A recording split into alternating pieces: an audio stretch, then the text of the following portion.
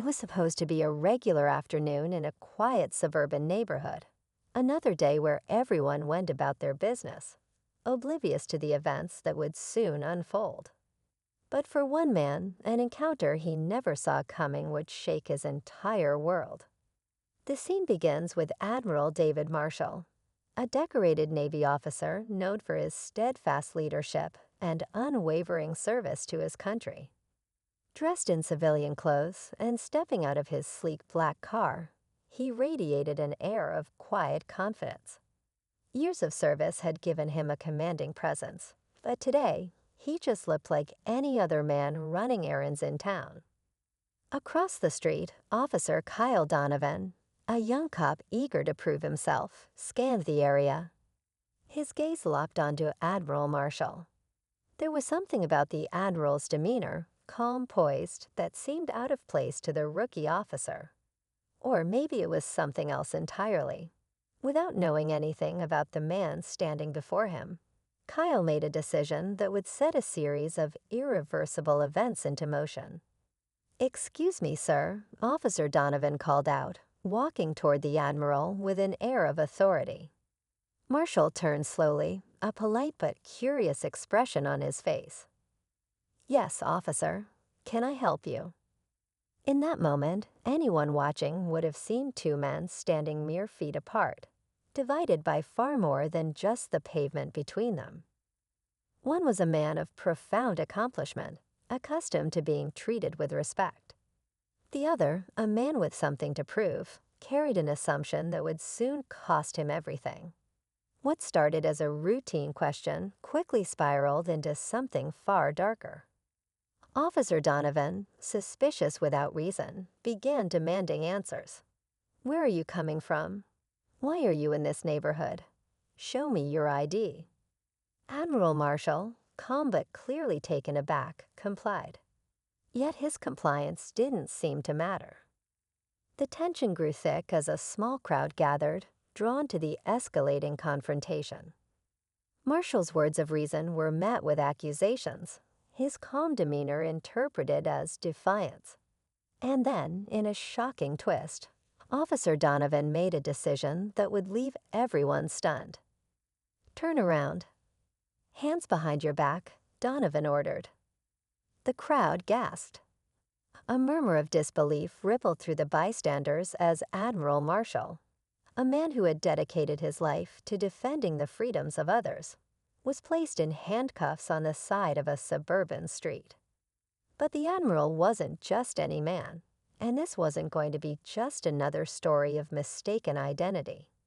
As the officers escorted him to their squad car, one bystander took out their phone and began recording. Within hours, the video was uploaded online, and it didn't take long for people to realize who David Marshall truly was. The hashtags began trending. Hashtag Justice for Admiral Marshall. Hashtag Accountability Matters. The video racked up millions of views in a matter of hours, and with it came an avalanche of outrage. As for Officer Donovan, his life would soon take a turn he never anticipated. The very career he had worked so hard to build was on the line, and all because of a single moment of misjudgment. What happened next would leave the nation divided, the internet ablaze, and one man fighting to reclaim his dignity. But at this point, no one could predict just how far-reaching the consequences of this encounter would be. Stay tuned to uncover the twists and turns in this jaw-dropping story, where accountability meets redemption, and one man's fate hangs by a thread. The news spread like wildfire. It wasn't just another viral video. It was a moment that struck a nerve. People from all walks of life watched the footage of Admiral David Marshall, hands cuffed behind his back, standing with quiet dignity as Officer Kyle Donovan held him by the arm. The recording was raw, shaky, and powerful, capturing every detail: the disbelief in the crowd's murmurs, the tension in Marshall's jaw, and the unflinching determination in Donovan's stance. Within hours, the internet was ablaze with outrage. Who was this man being arrested so publicly? And why? It didn't take long for the truth to surface. Admirals aren't the type of people who go unnoticed, even in civilian clothes. By evening, news outlets were reporting on Marshall's arrest, piecing together details of his decorated career.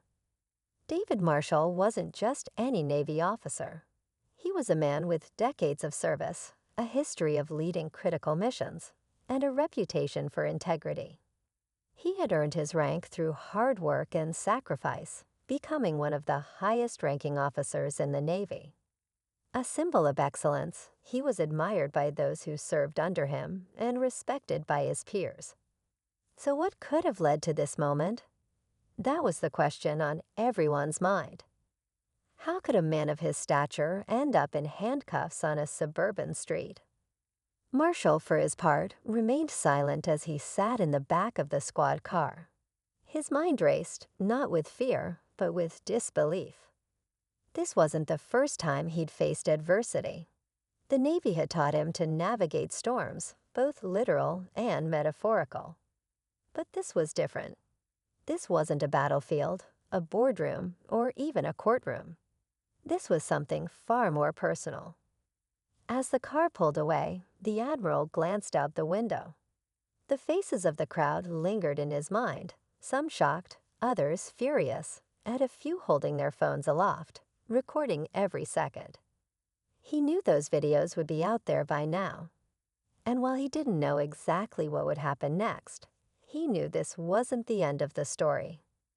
Meanwhile, Officer Donovan returned to the station with a sense of accomplishment. In his mind, he had done his duty. The man he had arrested seemed suspicious, and he'd taken action. But as the hours passed and the calls started flooding in, Donovan began to realize the gravity of the situation. "Do you have any idea who that was?" one senior officer asked, his tone sharp. "No, sir," Donovan replied, his voice faltering. "That man is Admiral David Marshall. You've just arrested one of the highest-ranking officers in the Navy." The words hit Donovan like a freight train.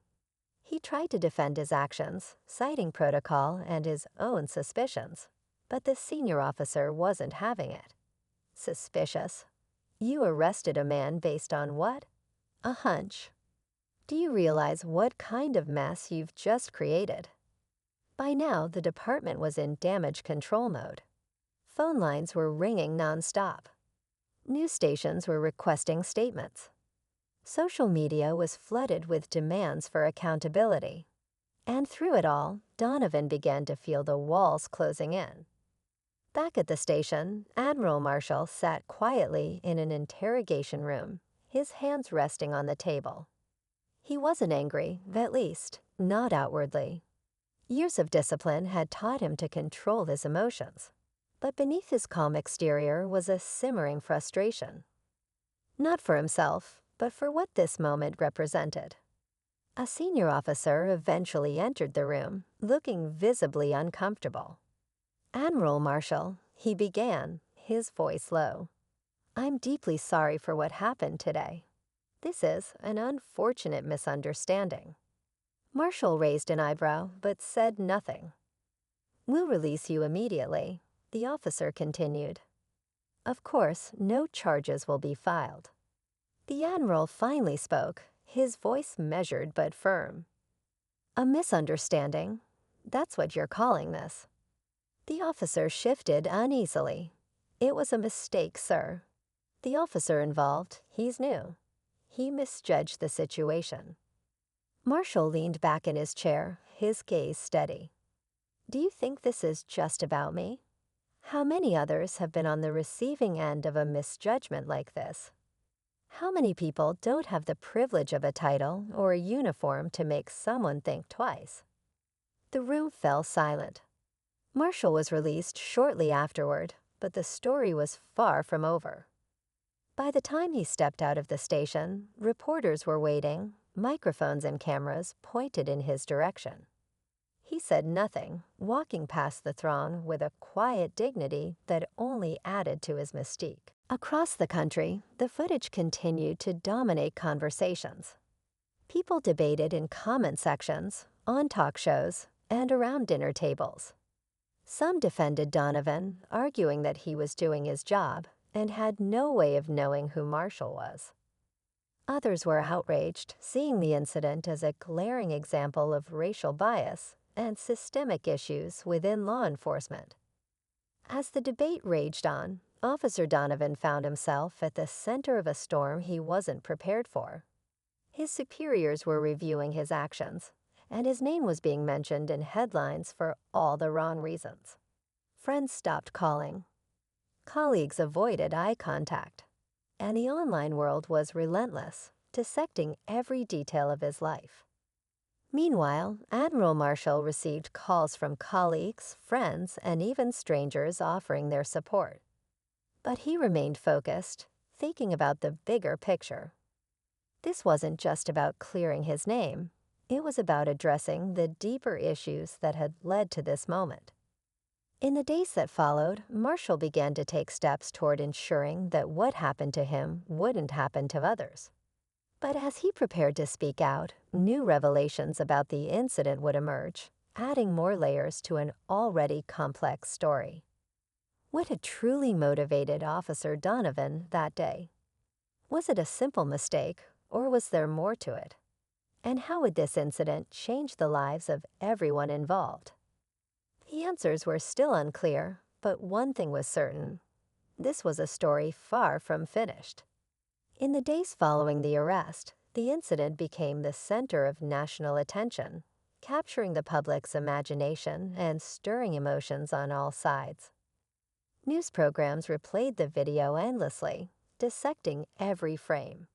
Pundits debated its implications, each trying to make sense of how such a respected figure like Admiral Marshall could find himself in such a humiliating situation. Admiral Marshall, meanwhile, kept a low profile, retreating to the privacy of his home. Friends and colleagues called regularly, offering their support, but David remained thoughtful and measured. This wasn't just about him, and he knew it. The video had touched a nerve because it echoed a broader experience, one that many people across the country recognized all too well. Sitting in his study one evening, Marshall replayed the video on his laptop. He watched the look on Officer Donovan's face, the way he carried himself, and the unmistakable moment when suspicion seemed to harden into conviction. Marshall wasn't angry. Anger wouldn't help, but he felt a deep sense of responsibility to do something meaningful. He thought about all the young men and women he had mentored during his career, people who looked up to him not just as a leader, but as an example of what was possible. He couldn't let this moment pass without action. Elsewhere, Officer Donovan was facing his own reckoning. The backlash against him had been swift and unforgiving. His name and photo were plastered across the internet, and he quickly became a lightning rod for public outrage. Donovan's initial bravado had given way to anxiety as he realized just how badly his actions were being perceived. The department put him on administrative leave while an internal investigation was conducted, but Donovan couldn't escape the weight of public opinion. His social media accounts were flooded with angry messages, some calling for him to be fired, others demanding worse. He stopped answering his phone, overwhelmed by the sheer volume of calls and texts, many of them from reporters seeking a comment. At home, Donovan's family tried to support him, but even they struggled to reconcile the man they knew with the image the world now saw. His younger sister, a college student, confronted him one evening. "Kyle, what were you thinking?" she asked, her voice a mix of frustration and disbelief. "I thought he was acting suspicious," Donovan replied defensively. "Suspicious? He's a Navy Admiral. How does a decorated officer act suspicious to you?" "I didn't know who he was," he said, his voice rising. "I was doing my job." "Your job?" she shot back. "Your job is to protect people, not humiliate them on the side of the road because of your hunch." Donovan didn't respond.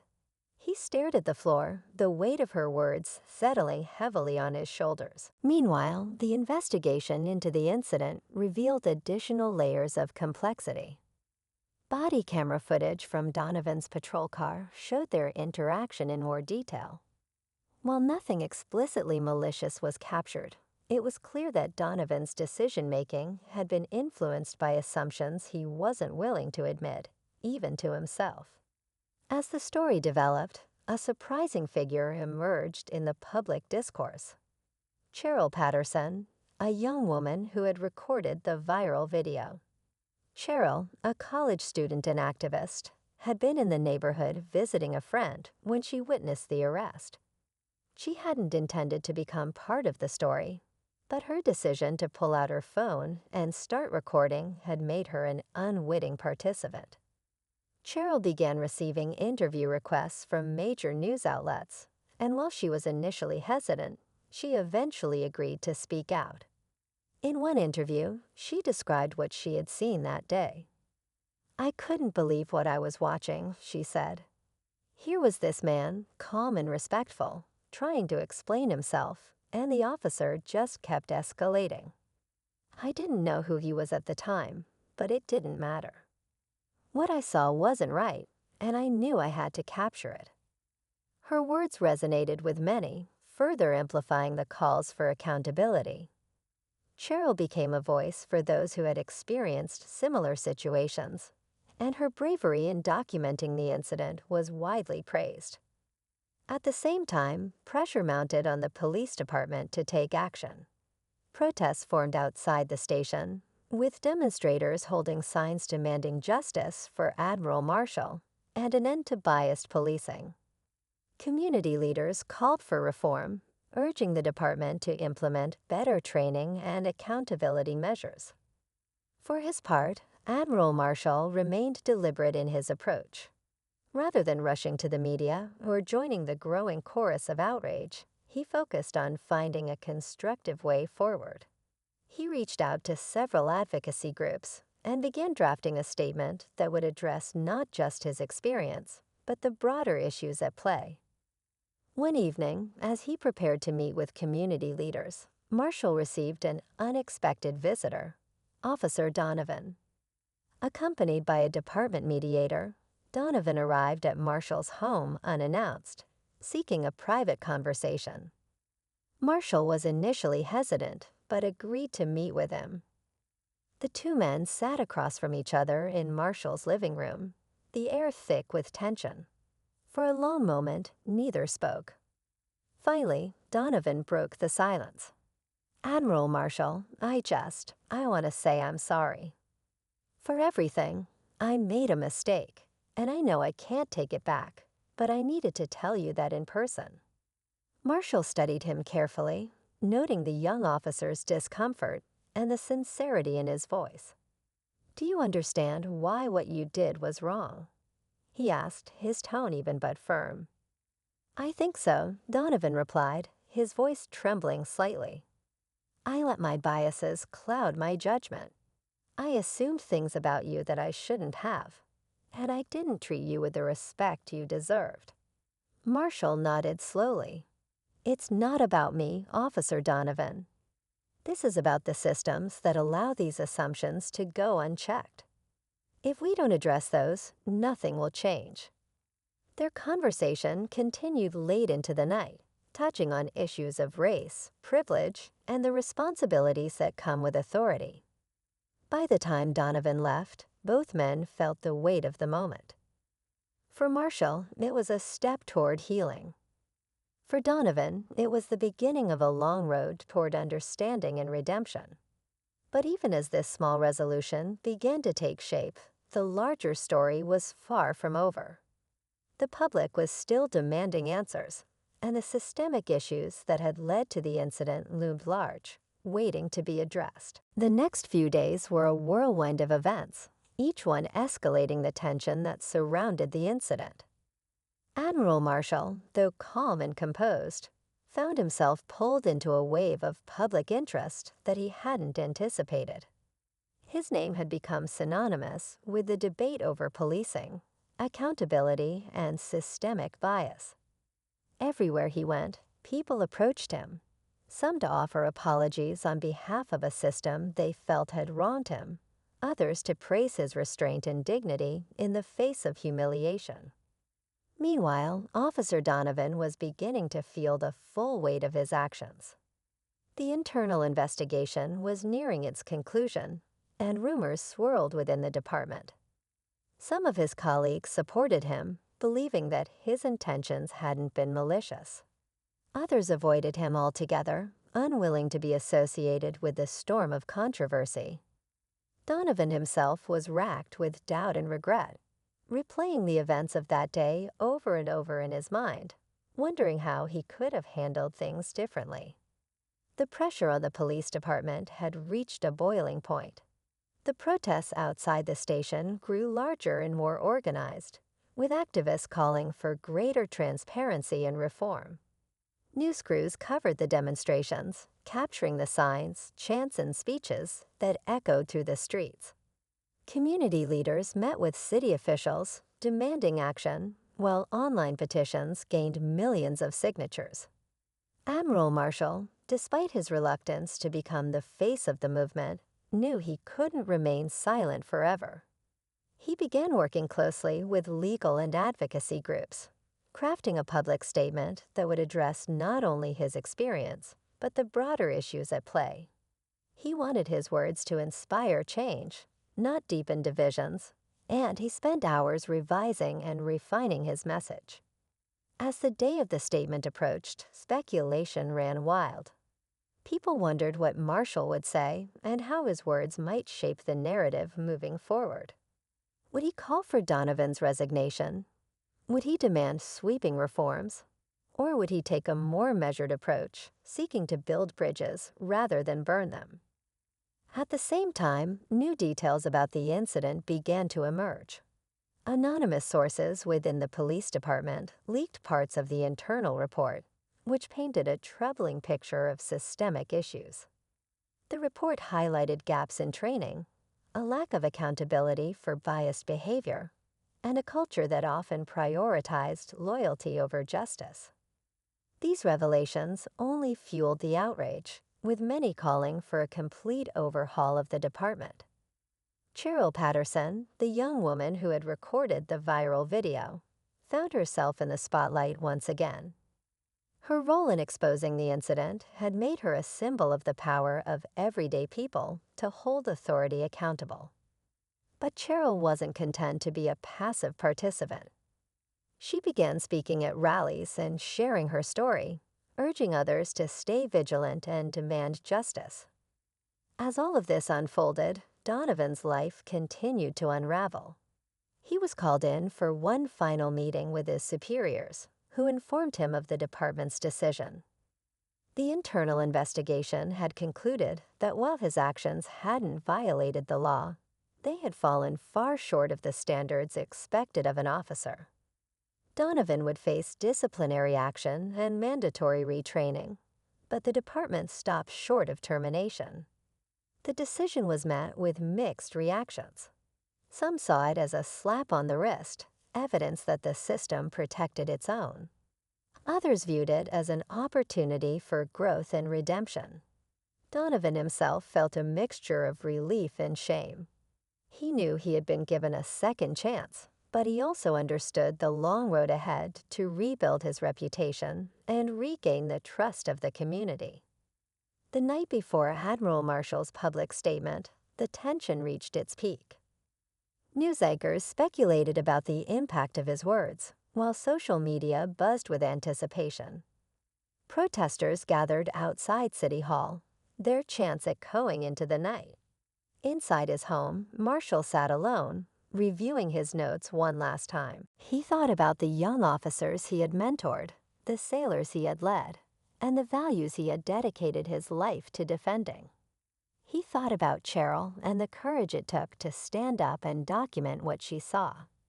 He thought about Donovan and the many other officers who, like him, might have acted out of fear or bias without realizing the harm they caused. The day of Admiral Marshall's statement arrived with an air of tension that seemed to hang over the entire city. The crowd outside City Hall had swelled overnight, with people traveling from far and wide to witness what they believed would be a pivotal moment. Reporters jostled for position, microphones and cameras aimed at the podium where Marshall was expected to speak. Social media was abuzz with anticipation, hashtags trending as the nation held its collective breath. Inside the building, Marshall prepared himself, his calm exterior masking the weight of the moment. He glanced over his carefully written notes one last time, but something about the words felt incomplete. While they were eloquent and impactful, they lacked the raw authenticity he felt the situation demanded. Setting the notes aside, he decided to speak from the heart. As the clock ticked closer to the scheduled time, an unexpected commotion broke out in the crowd. A car pulled up to the curb, and out stepped a figure that drew gasps and murmurs from those gathered. It was Officer Donovan, looking uneasy but resolute. Accompanied by his sister, who held his arm tightly, he pushed through the throng of people, his face a mix of determination and vulnerability. The sight of Donovan in the crowd sent shockwaves through those watching. Some booed, while others whispered in confusion. What was he doing here? Was this an attempt to salvage his reputation, or did he have another motive? Marshall noticed the disturbance from inside the building, catching a glimpse of Donovan through the window. For a brief moment, their eyes met, though separated by the glass. Marshall felt a surge of conflicting emotions. While he had appreciated Donovan's private apology, the timing of this public appearance seemed questionable. The crowd quieted as Marshall finally stepped out to the podium. He scanned the sea of faces, taking in the mix of emotions: anger, hope, curiosity, and skepticism. When he spoke, his voice was steady but carried a weight that silenced even the loudest murmurs. "This is not just about me," he began. "This is about a system that has allowed moments like this to occur far too often, to far too many people. I am one person, but my story is part of a much larger narrative, one that we can no longer ignore." He spoke about his experiences, the challenges he had faced as a Black man in the military, and the moments when he had been judged not for his character or accomplishments, but for the color of his skin. He acknowledged the courage of those who had stood up for him and for others like him, and he urged everyone to channel their anger and frustration into meaningful action. Just as the crowd began to hang on his every word, another unexpected twist unfolded. Cheryl Patterson, the woman who had recorded the viral video, stepped forward from the crowd, holding a piece of paper. Her hand trembled as she raised it toward the podium. "I have something to say," she announced, her voice breaking slightly but growing stronger with each word. The crowd parted to let her through, and she climbed the steps to stand beside Marshall. She unfolded the paper and revealed that it was an anonymous letter, slipped under her door the night before. The letter detailed allegations of a deeper conspiracy within the police department, suggesting that Donovan's actions might not have been entirely his own. It hinted at a culture of pressure and unwritten rules that encouraged profiling and escalated situations based on race. The revelation stunned the crowd and even caught Marshall off guard. He glanced at Cheryl, his expression unreadable, as the implications of the letter began to sink in. If what it suggested was true, the incident wasn't just about one officer's poor judgment. It pointed to a systemic issue far more entrenched and insidious than anyone had realized. Marshall's words had the power to change the course of the story, to bring light to the issues that had simmered beneath the surface for too long. But he also knew that change wouldn't come easily. It would require courage, accountability, and a willingness to confront uncomfortable truths. As he placed his notes on the table, Marshall took a deep breath. Tomorrow would be a turning point, not just for him, but for everyone involved. The world would be watching, and the stakes had never been higher. Donovan, still standing in the crowd, looked visibly shaken. His sister gripped his arm tightly as whispers and murmurs rippled through the people around him. While he had always believed he was acting independently, the letter raised questions he hadn't considered before. Marshall took the paper from Cheryl, his mind racing as he skimmed its contents. The letter didn't name specific individuals, but described practices and attitudes that painted a chilling picture of how some officers were trained to approach certain situations. "This changes everything," Marshall said, his voice barely above a whisper. He turned back to the crowd, holding the paper up for everyone to see. "This is why we cannot stop here. This is why we must demand transparency, accountability, and reform, not just for this incident, but for every person who has suffered in silence." The crowd erupted, some cheering in agreement, while others shouted in anger at the revelations. Reporters scrambled to capture the moment, their cameras zooming in on the letter in Marshall's hand. The energy in the air was electric, a mix of outrage, determination, and hope. But even as the truth began to surface, the stakes were higher than ever. Who had written the letter, and why now? What else might it reveal about the department and its practices? And how would Donovan, Marshall, and everyone involved navigate the fallout of this new twist? The story was far from over, and the road ahead promised to be even more turbulent. All eyes were on City Hall, waiting to see what would unfold next. As the crowd buzzed with the shock of the letter's revelations, Admiral Marshall took a moment to steady himself. He understood the weight of what had just been shared and the implications it carried, not just for him, but for an entire community fighting to be seen and heard. He turned to Cheryl, nodding in appreciation for her courage, and then looked back at the sea of faces. "We must not let this letter become just another piece of evidence filed away and forgotten," he said, his voice ringing out with conviction. "This is a call to action, and we must rise to answer it." Together, the energy in the crowd shifted. What had started as anger was transforming into resolve. People began chanting, their voices echoing through the streets. It was a moment of unity, but the story was far from over. Inside the police department, the anonymous letter sent shockwaves through the ranks. The chief of police, already under immense pressure from the protests and public scrutiny, called an emergency press conference. He stood before the cameras, flanked by senior officers, and addressed the allegations directly. "We take these claims very seriously," he began, his tone somber. "An independent investigation will be launched immediately to determine the validity of these accusations. If there is any truth to them, we will not hesitate to take action." But as the investigation unfolded, a deeper layer of the story began to emerge. Whistleblowers within the department came forward, emboldened by the letter and the public outcry.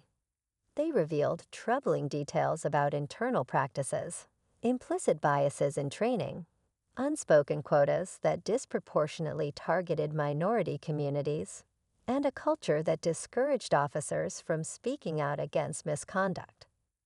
For Officer Donovan, these revelations were both a relief and a source of anguish. On one hand, they confirmed that he wasn't entirely to blame for the assumptions that had driven his actions. On the other hand, they forced him to confront the fact that he had been a willing participant in a flawed system. Donovan made the difficult decision to come forward publicly. He stood in front of the cameras, visibly nervous but determined, and spoke about his experience. "I was wrong," he admitted, "but I wasn't acting alone. This is bigger than me, bigger than one bad decision. It's a culture that needs to change, and I'm committed to being part of that change." His admission marked a turning point. While some continued to criticize him, others saw his willingness to take responsibility as a step toward healing and reform. Admiral Marshall, watching the broadcast from his home, felt a mix of emotions. He saw in Donovan the potential for redemption and the possibility of progress, even in the face of deep-rooted issues.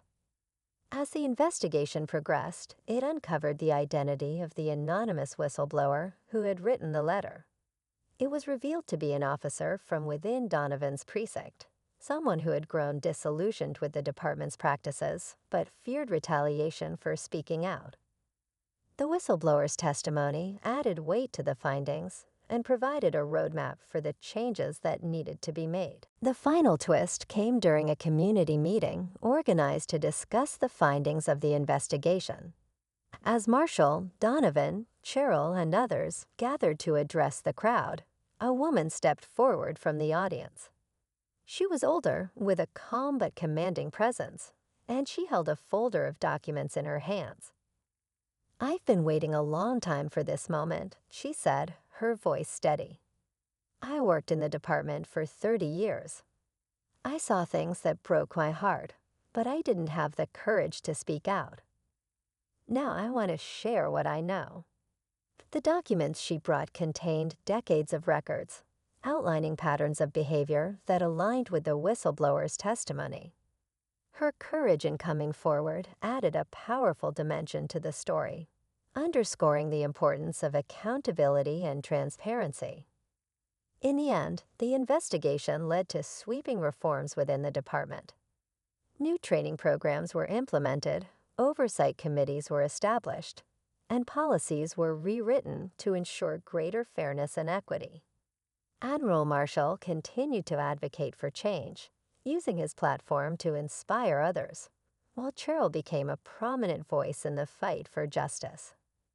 As for Donovan, he remained in the department, but took on a new role focused on community engagement and reform. It was a difficult path, but one he walked with humility and a determination to make amends. Though the story had reached its resolution, its impact would ripple far beyond that moment. It became a catalyst for broader conversations and changes, a reminder that even in the face of injustice, courage and accountability could light the way forward. In the weeks following the community meeting, the city underwent a transformation. The documents shared by the retired officer became a pivotal piece of evidence, shining a light on long-standing practices that had harmed countless lives. The police department faced immense pressure to rebuild itself from the ground up, and the changes, though slow, were beginning to take shape. Admiral Marshall felt a sense of closure, but also a renewed sense of purpose. He had stepped into the spotlight reluctantly, but now he embraced the role he had been given. He worked with local leaders, law enforcement, and advocacy groups to ensure that the changes weren't just surface level, but truly impactful. His calm demeanor and thoughtful leadership made him a unifying figure, someone people from all sides could look to for guidance. Cheryl Patterson, who had started as an ordinary witness to an extraordinary event, found her life transformed. She continued to speak out, not just about the incident, but about the larger issues it had exposed. Her bravery and persistence inspired others to document and share their own experiences, creating a ripple effect of accountability. Cheryl also began working with a nonprofit organization dedicated to promoting transparency and justice in law enforcement, using her platform to uplift others. Officer Donovan, meanwhile, faced a difficult road ahead. Though he remained with the department, his role had changed dramatically. He became an advocate for reform from within, working to educate his fellow officers about the biases that could cloud their judgment and the importance of building trust with the communities they served. It wasn't easy. He faced skepticism from both his peers and the public, but he was determined to prove that change was possible, even in the most resistant systems. The whistleblower who had written the anonymous letter remained an unsung hero in many ways. Though their identity was eventually revealed, they chose to stay out of the spotlight, focusing instead on supporting the reforms their testimony had helped bring about. Their courage served as a reminder of the power of individual actions to spark collective change. As for the city itself, the conversations sparked by the incident and its aftermath had a lasting impact. Community leaders and police officers began holding regular town halls, creating spaces for open dialogue and mutual understanding. Programs were launched to address racial biases and improve police-community relations. And new policies were put in place to ensure greater transparency and accountability. Though progress was uneven at times, there was a sense that something meaningful had shifted. The protests that had once filled the streets gave way to collaborations and initiatives that aimed to create lasting change. People from all walks of life came together, united by a shared commitment to justice and equality. For Admiral Marshall, the journey had been deeply personal. He had always believed in the values of honor, integrity, and service, but the incident had tested those beliefs in ways he hadn't anticipated. Standing on the other side of it, he felt more resolved than ever to live those values and to encourage others to do the same. One evening, as he walked through his neighborhood, Marshall encountered Cheryl. She was sitting on a bench, her camera in her lap, watching the sun set over the city. He joined her, the two exchanging warm smiles. "You've come a long way," Marshall said, nodding toward the camera. "So have you," Cheryl replied, her tone thoughtful. "It's funny, isn't it? How one moment can change everything." Marshall nodded, his gaze fixed on the horizon.